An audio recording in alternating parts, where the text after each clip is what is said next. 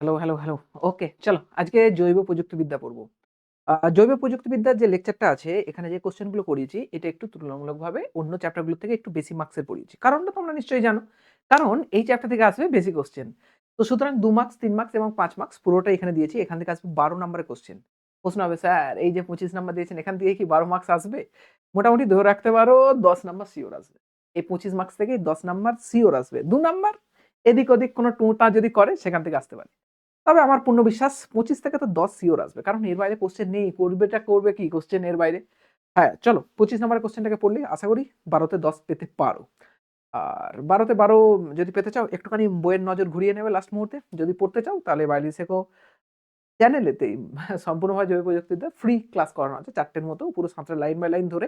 চাইলে সেখান থেকে করতে পারো। যেগুলো ইম্পোর্টেন্ট কোয়েশ্চেন সেগুলোর উপর নজর দেবো, যেগুলো প্রিভিয়াস ইয়ারে এসেছিল সেগুলোর উপর নজর দেবো। সুতরাং কারো যদি মনে হয় স্যার এর বাইরে তো আরো কোয়েশ্চেন আছে এগুলো কি করব না? অবশ্যই করতে পারো তুমি চাইলে। আমার মনে হয়েছে যে লাস্ট মুহূর্তে মহা সাজেশন এটা, এইটাই তোমাকে দেওয়া উচিত। সেইজন্য আমি তোমাকে দিচ্ছি। নরমাল জিনিস, নরমাল উত্তর। চলো পড়াশোনা স্টার্ট করি বেশি আমরা তর্কে না গিয়ে। ২ নম্বরের কোয়েশ্চেন আছে ৪ টে টোটাল। ৩ নম্বরের কোয়েশ্চেন আছে টোটাল ৪ টে। ৪ টে কোথায়? ১, ২, ৩, ৪ একটা অথবা দিয়ে করেছি। ৫ নম্বরের কোয়েশ্চেন দিয়েছি দুটো। আশা করি এই দুটো থেকেই আসবে। ইনসুলিন উৎপাদন আর পিসিআর বাস। এর বাইরে আর কিছু গল্প আমি দেখছি না আপাতত।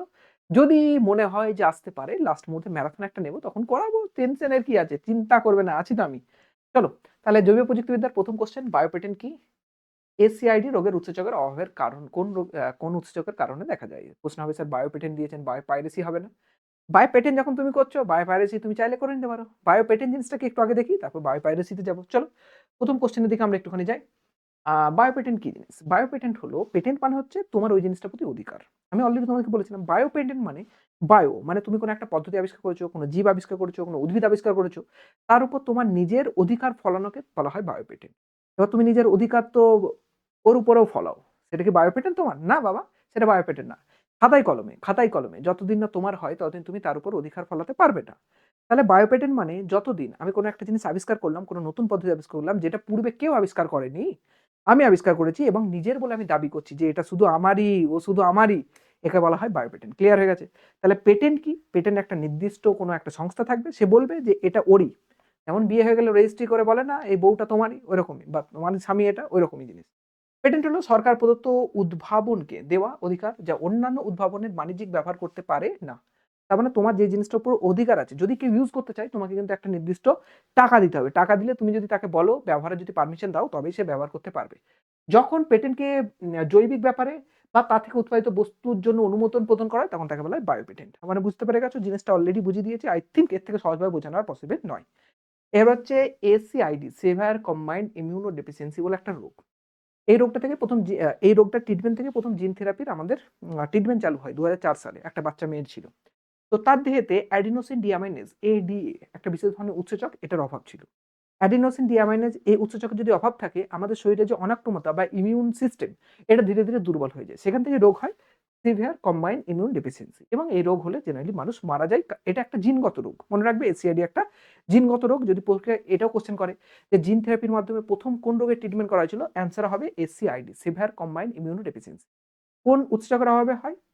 অ্যাডিনোসিন ডিয়ামাইনেজ। কোন ধরনের রোগ? জিনগত একটা রোগ। আমি আবারও বলছি, এই ভিডিওগুলো বানিয়ে ডিসকাশন করার একটাই উদ্দেশ্য। এখান থেকে যে কোয়েশ্চেনগুলো অ্যাসোসিয়েটেড বেরোতে পারে সেগুলোকে বলে দিচ্ছি। বায়োপেটেন্ট বলেছি, বায়োপাইরেসি কি জিনিস? কোন জিনিস তোমারই খাতায় কলমে আছে। তোমারই ও খাতায় কলমে রয়েছে। এবার ওকে যদি কেউ চুরি করে নিয়ে চলে যায় এবং তাকে যদি খুব ইউজ করে তখন তাকে বলা হয় বায়োপাইরেসি। মানে তোমারই কোনো একটা জিনিস, তোমার তার উপর সম্পূর্ণভাবে অধিকার আছে। এবার তোমাকে না বলে কেউ চুরি করে নিয়ে গিয়ে সেটা ইউজ করছে তাকে বলা হবে বায়োপাইরেসি। ক্লিয়ার হয়ে গেছে না হয়নি? সেকেন্ড কোয়েশ্চেন, এলাইজা কি? ইয়াক বলতে কি বোঝো? ওয়াইএসি। প্রথমে হচ্ছে এলাইজা। এলাইজার ফুল ফর্ম কি? Enzyme link immunosorbent assay. এটা একটা বিশেষ ধরনের পদ্ধতি যার মাধ্যমে আমরা বিভিন্ন জিনিসটা ইউজ করে থাকি ডায়াগনস্টিক কিট হিসাবে বা ডায়াগনস্টিক টুল হিসাবে। বিভিন্ন জিনিসপত্রকে আমরা ডিটেক্ট করার জন্য ইউজ করি। জেনারেলি কোন জিনিস স্যার এলাইজার মাধ্যমে আমরা ইউজ করতে পারি? জেনারেলি এলাইজা জিনিসটা অ্যান্টিজেন স্পেসিফিক। অর্থাৎ কোন অ্যান্টিজেনকে হচ্ছে আছে কিনা, উপস্থিত আছে কিনা সেটাকে বোঝার জন্য ইউজ করে থাকি। বিভিন্ন রোগের ক্ষেত্রে বিভিন্ন অ্যান্টিজেন থাকে। সেরকমই একটা রোগের ক্ষেত্রে বিখ্যাত রোগ আছে তার নাম হচ্ছে এইডস। এই রোগের ক্ষেত্রেও একটা বিশেষ ধরনের অ্যান্টিজেন থাকে যেটা কোনো মানুষের শরীরে প্রবেশ করে তবেই এইডস হয়ে থাকে, অর্থাৎ সেই ভাইরাসটার নাম হলো এইচআইভি। এইচআইভি ডিটেক্ট করতে সাহায্য করে কে? এলাইজা। এরকমই এলাইজা বিভিন্ন ধরনের অ্যান্টিজেন যা আছে সবাইকে শনাক্ত করতে সাহায্য করে। ও শুধু অ্যান্টিজেন নয়, অ্যান্টিবডি, বিভিন্ন ধরনের হরমোন সবাইকে শনাক্ত করে। এনজাইম লিঙ্ক ইমিউনোসার্ভেন্ট অ্যাসে কেন নাম? কারণ একটা বিশেষ ধরনের এনজাইম ইউজ করা হয় এই পদ্ধতিতে। সে এই অ্যান্টিজেন, অ্যান্টিবডি বা হরমোনকে ডিটেক্ট করে বলে যে এই রোগটা আছে কি নেই। বোঝা গেছে? নির্দিষ্ট উৎসেচকের প্রয়োগে বর্ণ পরিবর্তনের মাধ্যমে অতি অল্প মাত্রায় উপস্থিত নির্দিষ্ট পদার্থে, সেটা অ্যান্টিজেন হোক, অ্যান্টিবডি হোক বা হরমোন, তা শনাক্তকরণের পদ্ধতির নাম হলো এলাইজা। এলাইজাকে কি বলা হয়? Enzyme link immunosorbent assay. এটি গর্ভধারণ প্রক্রিয়া বা এইডস রোগ নির্ণয়ে ব্যবহৃত হয়ে থাকে। গর্ভধারণ কোন রোগ নয়, গর্ভধারণ হচ্ছে প্রেগনেন্ট হওয়া। প্রেগনেন্ট হলে বিটা এইচসিজি হয়। বিটা এইচসিজি কোনো মহিলা বিটা এইচসিজি আমরা ডিটেক্ট করে বুঝতে পারি মহিলাটা আসলে প্রেগনেন্ট আছে কিনা। বহু সময় প্রেগনেন্সি কিট যে ইউজ করা হয়, সেই প্রেগনেন্সি কিটটা আমাদেরকে, আমি 3rd সেমেস্টারে পড়েছিলাম, ওই কিটের মধ্যে বিটা এইচসিজি হরমোন ডিটেক্ট করার মতো এনজাইম থাকে, সে বিটা এইচসিজিকে সিগন্যাল দেয়। তাহলে ওটাও কিন্তু গর্ভ নির্ধারণে যে করা হয়, ওটাও কিন্তু এক প্রকার এলাইজার মতোই কাজ করে। অর্থাৎ এই বিশেষ এনজাইম ইউজ করা হয়, সেখান থেকে কিন্তু ওই প্রেগনেন্সি কিটটা কিন্তু ডিটেক্ট করে থাকে, কালার চেঞ্জ করে। দুটো লাইন আছে না, ওটাই। ইয়াক মানে কি? East artificial chromosome. তোমাদেরকে আমি বলেছিলাম যে বিভিন্ন জিনিসপত্রকে আমরা ভেক্টর হিসেবে ইউজ করতে পারি। সেটা ব্যাকটেরিয়া হোক, সেটা ভাইরাস হোক অথবা ইস্ট। সেই ইস্টেরই একটা আর্টিফিশিয়ালি যদি তার মানে ক্যারিং ক্যাপাসিটি বাড়ানো যায়, তাকে বলা হয় ইয়াক, ইস্ট আর্টিফিশিয়াল ক্রোমোজোম। এরকমই আছে back, BAC, bacterial artificial chromosome. এরকমই আছে human artificial chromosome, HSC. Human জন্য প্রজেক্ট ইউজ হয়েছিল। তাহলে তুমি যখন ইয়াক পড়ছো, তুমি বইয়ের সঙ্গে ব্যাকও পড়ে নেবে আর বইয়ের সঙ্গে ইয়াক, এইচএসি, হ্যাকও পড়ে নেবে। বোঝা গেছে? ইস্ট আর্টিফিশিয়াল ক্রোমোজোম, ব্যাক মানে ব্যাকটেরিয়াল আর্টিফিশিয়াল ক্রোমোজোম, এইচএসি মানে হিউম্যান আর্টিফিশিয়াল ক্রোমোজোম। তাহলে ইয়াকটা আমি বলে রাখছি, এটা সবথেকে ইম্পর্টেন্ট বলে আমার মনে হয়। তাহলে ইস্ট কোষে ক্লোনিং এর জন্য ইয়াক ব্যবহৃত হয়। এটি একটি রেখাকৃত ক্রোমোজোম যার দুটি প্রান্ত ইস্ট ক্রোমোজোমের টেলোমিয়ার থাকে। কি কাজে ইউজ করা হবে? ভেক্টর কাজে ইউজ করা হবে। ইয়াক নরমাল জিনিস। ওকে, চলো। এবার এটা হাজারবার বলে গেছি, প্রচুর ইম্পর্টেন্ট। আণবিক কাঁচি আর আণবিক আঠা। আণবিক কাঁচি মানে মনে রাখবে রেস্ট্রিকশন নিউক্লিয়াস, আণবিক আঠা মানে ডিএনএ লাইগেজ। একদম 100% মুখস্থ রাখবে। জিন থেরাপি কাকে বলে? একটি উদাহরণ দাও। এইমাত্র বললাম যে জিনগতভাবে কোনো যদি রোগ থাকে, সেটাকে যদি আমরা ট্রিটমেন্ট করাই, তাকেই বলা হয় জিন থেরাপি। তার মানে জিন থেরাপি মানে কোনো একটা মানুষের কোনো জিনগত ত্রুটির কারণে যদি কোনো রোগ হয়ে থাকে, সেটাকে আমরা যদি নিরাময় করি, সেটাকে যদি ঠিক করি, তখনই সে পদ্ধতিকেই বলবো জিন থেরাপি। যেমন ফিজিওথেরাপি হয়ে থাকে না, কারো হাত পা ঠিকঠাক কাজ করছে না, অসর হয়ে গেছে, সেই জায়গায় তাকে ব্যায়াম করানো হয়। তাহলে ফিজিওথেরাপি যেমন, জিন থেরাপি তেমন। জিনের থেরাপি হবে। কোনো জিন খারাপ হয়ে গেছে, কোনো জিনের কারণে কোনো রোগ সৃষ্টি হচ্ছে, সেই জিনটাকেই হয় তুলে ফেলে দেওয়া হবে, নাহলে সেই জিনটাকে মডিফাই করা হবে, তাকে বলা হয় জিন থেরাপি। যে পদ্ধতিতে মানুষের জিনগত রোগ নিরাময়ের জন্য রোগ নিরাময়কারী উপাদান হিসাবে একটি অতিরিক্ত জিনের প্রবেশ ঘটানো হয়, অথবা স্বাভাবিক জিনের সাহায্যে অস্বাভাবিক জিনকে নষ্ট করা হয়, তাকে বলা হয় জিন থেরাপি। উদাহরণ কি? DNA vaccine. ডিএনএ ভ্যাকসিন একটা জিন থেরাপির উদাহরণ। তার সঙ্গে এইমাত্র বললাম সেভায়ের এইমাত্র বললাম না SCID, severe combined immune deficiency syndrome, sorry, immune deficiency disease, ওই ডিজিজের ক্ষেত্রেও কিন্তু জিন থেরাপি ইউজ করা হয়। তাহলে এগুলো হচ্ছে 2 নম্বরের জন্য খুবই ইম্পর্টেন্ট কোশ্চেন। এবার আসি 3 নম্বরের কোশ্চেন। এটা 3 নম্বরের কোশ্চেন, মার্কস 2 লেখা হয়ে গেছে ভুল করে। এটা হচ্ছে মার্কস 3 কোশ্চেন। জেনেটিক ইঞ্জিনিয়ারিং এর প্রয়োজনীয় ধাপগুলি বর্ণনা করো। এটা নিয়ে পুরো লেকচার হয়েছে। বায়োটেকনোলজি পুরোটা এটা নিয়েই গঠিত। প্রথমে নির্বাচিত জিন, তারপর ভেক্টর সংগ্রহ করা হবে, ভেক্টর দিয়ে ডিএনএ সংগ্রহ করা হবে। সেখান থেকে রিকম্বিনেন্ট ডিএনএ বানানো হবে। রিকম্বিনেন্ট ডিএনএটাকে পোষক কোষে প্রবেশ করানো হবে। পোষক কোষের মধ্যে তার ক্লোনিং হবে, তাকে চিহ্নিতকরণ করা হবে এবং যে জিনটা বা যে পদার্থটা উৎপন্ন হবে তাকে সংগ্রহ করা হবে। যদি মনে হয় স্যার আপনি এটাকে ফটফট করে বলে চলে গেলেন পয়েন্ট, আরে বাবা এর জন্যই 4টে লেকচার 7টা লাইন বাই লাইন পড়িয়েছি। এর আগে ডিটেলসে 3টে লেকচার বায়োটেকনোলজি পড়ানো আছে। যাও গিয়ে অ্যাপের মধ্যে বা ইউটিউবের মধ্যে ফ্রিতে বায়োটেকনোলজি পুরো লেকচার দেওয়া আছে, গিয়ে করো। জিএমও কি? Genetically modified organism. আমি বলি না যে তোমরা অ্যাকোয়ারিয়ামে যে সবুজ সবুজ, লাল লাল, নীল নীল মাছগুলো দেখতে পাও, ওগুলো সব জেনেটিক্যালি মডিফাই করে তৈরি করা হয়েছে সুন্দর। তোমার দেখে সুন্দর মনে হচ্ছে, আহা কে বানিয়েছে রে এটা? এই যে বানানোর কথা ভাবো, ওটা কোনো না কোনো একটা গবেষণাগারে বিজ্ঞানী বানিয়েছে। সুতরাং জিএমও মানে জেনেটিক্যালি মডিফাইড অর্গানিজম, জেনেটিক্যালি ওকে মডিফাই করা হয়েছে। চিরাচরিত ব্রিডিং পদ্ধতির পরিবর্তে উদ্ভিদ, প্রাণী, ছত্রাক বা অণুজীবের মধ্যে জিন প্রবেশ করে যে পরিবর্তিত জীব সৃষ্টি করে, তাকে বলা হয় জেনেটিক্যালি মডিফাইড অর্গানিজম।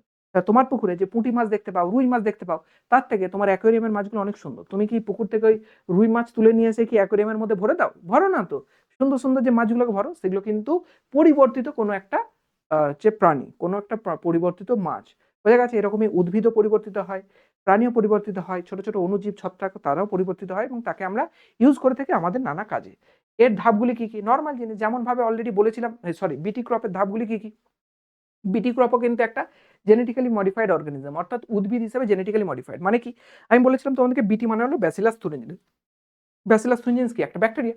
এর মধ্যে একটা বিশেষ ধরনের প্রোটিন পাওয়া যায়, একটা বিশেষ ক্রিস্টাল প্রোটিন পাওয়া যায়, যে কি করে না কীটপতঙ্গের পেটে গেলে কীটপতঙ্গের নাড়িভুঁড়িকে নষ্ট করে দেয়। প্রশ্ন হবে স্যার এটা কিভাবে তৈরি হয়? এটা ক্রাইজিন বলে একটা জিনিস আছে ব্যাসিলাস থুরিনজেন্সিসের মধ্যে। এই জিনটা ওই প্রোটিনটা তৈরি করে এবং সে জেনারেলি প্রোটেকশন দেয় কাকে? ব্যাকটেরিয়াকে। তাহলে বহু সময় দেখা গেল যে বিভিন্ন যে গাছ আছে, সেই গাছেতে বিভিন্ন কীটপতঙ্গ গিয়ে গাছের পাতা খেয়ে নিচ্ছে, ফল খেয়ে নিচ্ছে, ফুল খেয়ে নিচ্ছে, নষ্ট করছে। তখন কি করা হলো? না ভাবা হলো যে এই যে কীটপতঙ্গগুলো এসে গাছের ক্ষতি করছে, এমন কিছু জিনিস যদি এই গাছের মধ্যে ঢুকিয়ে দেওয়া যায় যারা এই কীটপতঙ্গগুলো যখন খাবে তার শরীরে প্রবেশ করবে, তাকে মেরে দেবে, ন্যাচারালি একটা কিছু কাজ করবে। তখন এই কনসেপ্টটা আসলো বিটি ক্রপ। বিটি ক্রপ মানে কি? Bacillus থুরিনজেন্সিস crop. ক্রপ মানে হচ্ছে কৃষিজ যে ফসলগুলো হয়ে থাকে তাদেরকে বলা হয় ক্রপ। তাহলে কৃষিজ ফসলের মধ্যে যদি এই বিটি অর্থাৎ ব্যাসিলাস থুরিনজেন্সিসের যে জিনটা অর্থাৎ এই যে ক্রাইজিনটা ঢুকিয়ে দেওয়া হয়, তাকে যদি কেউ খেয়ে নেয় তারপরে সে পতঙ্গ কিন্তু মারা যাবে। এটা নিয়েও ডিটেলসে পুরো ক্লাস করেছি। কিভাবে করা হয়? নরমাল যে পদ্ধতিতে আমাদের যেই পদ্ধতিতে আমাদের নরমালি জেনেটিক্যালি মডিফাইড অর্গানিজম তৈরি করা হয়, সেই পদ্ধতিতে প্রথমে বিটি জিনকে পৃথকীকরণ করব, বাহক বা ভেক্টর মধ্যে তাকে ঢোকাবো, তারপর উদ্ভিদ কোষের মধ্যে স্থানান্তর করবো, তারপর টিস্যু কালচার পদ্ধতিতে ওই উদ্ভিদটাকে তৈরি করে নেবো। এটারই সম্পূর্ণ প্রয়োজনীয় ধাপগুলো এখানে লেখা আছে। তোমরা যখন খাতায় লিখবে এটাই এক পৃষ্ঠা হয়ে যাবে, এখানে দেখে ছোট ছোট লাগছে। ওকে, আর ছবিটা কিন্তু অবশ্যই এঁকে দিও যদি পসিবল হয়। ব্যাকটেরিয়া ব্যাসিলাস থুরিনজেন্সিস প্লাজমিডের মধ্যে কাটা হয়েছে, প্লাজমিডের মধ্যে বিটিজিন ঢোকানো হয়েছে, ভেক্টরের মধ্যে ঢোকানো হয়েছে, তারপর গাছের মধ্যে ঢুকিয়ে তারপরে সেটাকে ট্রান্সজেনিক উদ্ভিদ তৈরি করছে। তাহলে এখানে একটা শব্দ কিন্তু জিএমও থেকে মনে রাখবে, ট্রান্সজেনিক উদ্ভিদ আর ট্রান্সজেনিক জিন বলতে কি বোঝো? ট্রান্সজেনিক উদ্ভিদ মানে যে মডিফাইড উদ্ভিদটা তৈরি হলো তাকে বলা হবে ট্রান্সজেনিক উদ্ভিদ। ট্রান্সজেনিক জিন মানে যে জিনটা প্রবেশ করার ফলে ওই উদ্ভিদটা ট্রান্সজেনিক উদ্ভিদে পরিণত হলো, তাকে বলা হবে ট্রান্সজিন। তার মানে এটা কি? নর্মাল জিনিস একটা ভাবো, আমার ধরো চুলটা এরকম আছে, বোঝা গেছে? চুলটা এরকম আছে, আমি যদি খুর দিয়ে পুরো মাথাটা কেটে ন্যাড়া করে দিই, মাথাটা কেটে বলছি, চুলগুলো কেটে ন্যাড়া করে দিই, আমার মাথাটা হয়ে গেলে ন্যাড়া মাথা। তাহলে আমার ন্যাড়া মাথা হচ্ছে ধরো ট্রান্সজেনিক উদ্ভিদ, পরিবর্তিত মাথা, দেখতে আলাদা লাগছে। যে করছে খুর দিয়ে চাঁচছি, এই খুরটা হচ্ছে ট্রান্সজিন। মানে যে কোনো একটা জিনিসের মধ্যে প্রবেশ করে ওই জিনিসটাকে পরিবর্তিত করছে তাকে বলা হবে ট্রান্সজিন, আর যে পরিবর্তিত হলো, যে নতুন জিনিসটা আসলো তাকে বলা হবে ট্রান্সজেনিক উদ্ভিদ। ঠিক একইভাবে অ্যাকোয়ারিয়ামে যে মাছগুলো দেখো তারাও কিন্তু ট্রান্সজেনিক প্রাণী বা ট্রান্সজেনিক মাছ। ক্লিয়ার হয়ে গেছে? চলো, কিভাবে ভেক্টরকে ব্যাকটেরিয়া কোষের মধ্যে প্রবেশ করানো হয় এই নিয়ে অলরেডি ডিটেলস আমি পড়িয়ে রেখেছিলাম। নানা পদ্ধতির মাধ্যমে ভেক্টরকে কোষের মধ্যে প্রবেশ করানো হয়, কেন? কোষ প্রাচীরের মধ্য দিয়ে ওই জিনিসটা কিন্তু সহজে ঢুকতে চায় না। তাকে আমরা রাসায়নিক বা হিট শক দিতে পারি, যেখানে আমরা ক্যালসিয়াম CaCl2 ইউজ করতে পারি, তার মাধ্যমে তারপরে তাকে বরফে ঢোকানো, সেখানে টেম্পারেচার রেগুলেট করা, তারপরে সেখান থেকে প্রবেশ করে। তোমরা নিজেরা একবার পড়ে দেখবে, বুঝতে পারবে। আমার এই ভিডিওতে কাজ একটাই, বোঝানো কম, জিনিসগুলোকে তোমাকে বুঝিয়ে দেওয়া একটুখানি, জাস্ট যেটুকু তোমার পড়তে সুবিধা হবে। আর কোনগুলো ইম্পর্টেন্ট একটু ভালো করে বলে দেওয়া। জিন গান পদ্ধতি একটা বন্দুকের মতো গান হবে, যার মধ্যে টাংস্টেন বা কি বলে সোনা লাগিয়ে ডিএনএ কে ঢুকিয়ে ঠাঁ করে মারা হবে গুলি, এবং জিনের এর মধ্যে কোষের মধ্যে প্রবেশ করে যাবে। ভেক্টর বিহীন বা প্রাকৃতিক পদ্ধতি, তার মাধ্যমে যেতে পারে কনজুগেশন পদ্ধতির মাধ্যমে। ওকে, এবার হচ্ছে পিভিআর 322 এর গঠন। বহুবার বলেছি পিভিআর 322 খুবই ইম্পর্টেন্ট, কারণ এর মধ্যে বহু রিজিয়ন আছে যেগুলো তোমার মনে থাকবে না। এই ছবিটা কিন্তু অবশ্যই মনে রাখবে, কারণ ছবিটা সবথেকে ইম্পর্টেন্ট। মনে রাখবে ক্যাল1 হাইন3 বাম H1। তোমাদেরকে আমি এটা মুখস্থ করার কথা বলে দিয়েছিলাম না? ইকো-আরআই, ক্যাল1, হাইন3 তিনজন পড়াশোনা করতে, একজন ইকোলজি নিয়ে পড়াশোনা করছে ক্যালিফোর্নিয়া থেকে, একজন হিন্দুস্তান থেকে তিনজন। তাহলে টোটাল কতজন? 4 জন। 3 আর 1 এ 4। কি নিয়ে পড়াশোনা করছে? ইকোলজি, ইকো-আরআই নিয়ে পড়াশোনা করছে। একদিন ঘুরতে বেরোলো, ঘুরতে পায়ে ব্যথা হয়ে গেল। একজন বলে, এই আমার একটুখানি বাম লাগিয়ে দে না। তখন বাম লাগিয়ে দিল একজন। একজন বলে, এই শালা একটুখানি আমাকে স্যালমন লাগিয়ে দে না। স্যালমন লাগালো। ঘুরতে কোন রিজিয়নে এই ব্যথাটা হলো? যে TETR মানে টেট্রাসাইক্লিন রিজিয়নে। তারপর একজন এসে বলে, একদম লুটিয়ে পুটিয়ে পড়ে গেল দড়িতে করে কি বলে জড়িয়ে, রোপ রিজিয়নে পড়ে গেল দড়িতে জড়িয়ে। তখন বলে, প্রভু, দুজন কি হলো? জড়িয়ে পড়ে গেল, তাই প্রভু বলে ডাকছে। তারপর ওরি রিজিয়নে আসলো, তারপর অ্যাম্পিসিলিন রেজিস্ট্যান্ট রিজিয়নে আসলো। সেখানে আবার একজন পেস্ট লাগালো আর একজন প্রভুকে মনে করলো। ওকে, তো এটা মনে করার পদ্ধতি অলরেডি লং লেকচার আমি করেছিলাম। আবার একটা শর্ট পদ্ধতি বলে দিলাম মনে রাখার জন্য। প্রত্যেকবার গল্প চেঞ্জ হতেই থাকবে, সুতরাং তুমি তোমার মতো করে একটা গল্প বানিয়ে এটাকে মনে রাখার চেষ্টা করো। পিভিআর 322 রিলেটেড যা কিছু সবকিছু বলে দিয়েছিলাম। যে পিভিআর 322 এর নামকরণটা কেন এসছে, এটা 2 নম্বরের জন্য খুব important. P for plasmid, BR মানে দুটো বিজ্ঞানী, বলিভার আর রড্রিগেজ। 322 মানে কি? 322 হলো ল্যাবরেটরিতে এর ক্রমিক নাম্বার, যে নাম্বার আবিষ্কার হয়েছিল। তারপর হচ্ছে এর গঠন পদ্ধতি, এটা সম্পূর্ণভাবে এখানে লেখা আছে, তুমি চাইলে একবার পড়ে নিতে পারো, সমস্যা কিছু হবে না। এর মধ্যে বহু জিনিস আছে যেগুলো খুব ইম্পর্টেন্ট। আমি যখন নোটসটা তোমাদের প্রিন্টেবল দেবো তখন আরেকটু বোল্ড করে দেওয়ার চেষ্টা করবো। ওকে, এবার হচ্ছে জিন প্রযুক্তিবিদ্যার সাহায্যে মানব ইনসুলিন তৈরি। বহুবার বলেছি যে মানব ইনসুলিন তৈরিটা খুবই একটা জরুরি কোশ্চেন। 3 নম্বরের জন্য তো বিশাল ইম্পর্টেন্ট। 3 নম্বর এর সঙ্গে দেবে, তার সঙ্গে 2 নম্বর অন্য কিছু দিতে পারে। এই যে মানব ইনসুলিন, এটা কেন প্রয়োজন বলেছিলাম? ডায়াবেটিস মেলিটাস বর্তমানে একটা বিশাল বিখ্যাত রোগ, অর্থাৎ মধুমেহ, যাকে আমরা নর্মাল ভাষায় বলে থাকি ডায়াবেটিস। বলে থাকি গ্লুকোজ বেড়ে গেছে, সুগার বেড়ে গেছে, এটাকে বলে থাকি না এই রোগটা ডায়াবেটিস মেলাইটাস। কোন হরমোনের অভাবে হয়? ইনসুলিন হরমোনের অভাবে হয়। তাহলে ইনসুলিন হরমোন কোনো একটা মানুষের দেহে ডেফিসিয়েন্সি হলে এই রোগ হয়। তাহলে বাইরে থেকে তাকে ইনসুলিন নিতে হবে। এবার ইনসুলিন বিভিন্ন প্রাণীর দিয়ে তৈরি হয়, কিন্তু বিভিন্ন প্রাণীকে তুমি খুঁজে খুঁজে তার মধ্যে থেকে বের করবে নাকি? না। ওই জন্য ল্যাবরেটরিতে এটাকে তৈরি করার পদ্ধতি আবিষ্কার হয়েছে, যাকে বলা হয় হিমিউলিন। তাহলে মানব ইনসুলিনকে কি বলা হয়? হিমিউলিন। কে আবিষ্কার করেছে? 1942 খ্রিস্টাব্দে আমেরিকান জন প্রযুক্তিবিদ্যার সাহায্যে মানব ইনসুলিন প্রথম বাজারে আসে। ওকে, ইলি লিলি কোম্পানির কথা বলেছিলাম, সে প্রথম তৈরি করে। এখানে নানা ধরনের প্রক্রিয়া, নানা উত্তর কিভাবে সঠিক লিখতে হবে সেগুলো লেখা আছে। তুমি মুখস্থ করবে যদি নাম্বার পেতে চাও, এবং কিভাবে জিনিসপত্র হয় এটা।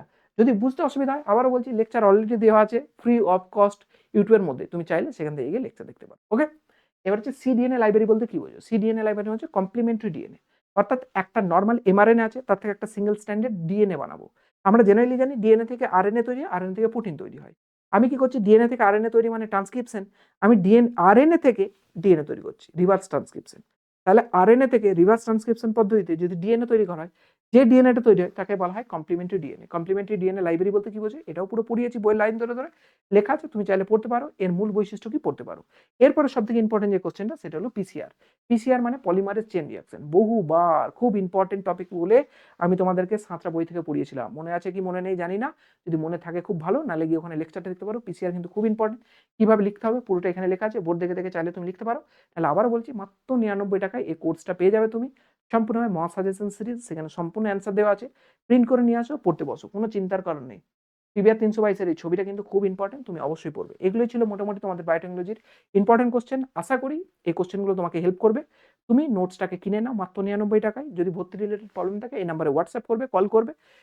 কিনে কিন্তু নাও, পরীক্ষার আগে মনে করবে একদিনও ছুটি নেই, তখন কিন্তু রিভিশন করতে কাজে লাগবে। এখন থেকেই কিনে পড়তে শুরু করো। এত প্রিসাইজ, এত কম, এত সুন্দর নোটস কোথাও পাবে না বাজারে। সুতরাং কেনো আর পড়তে শুরু করো।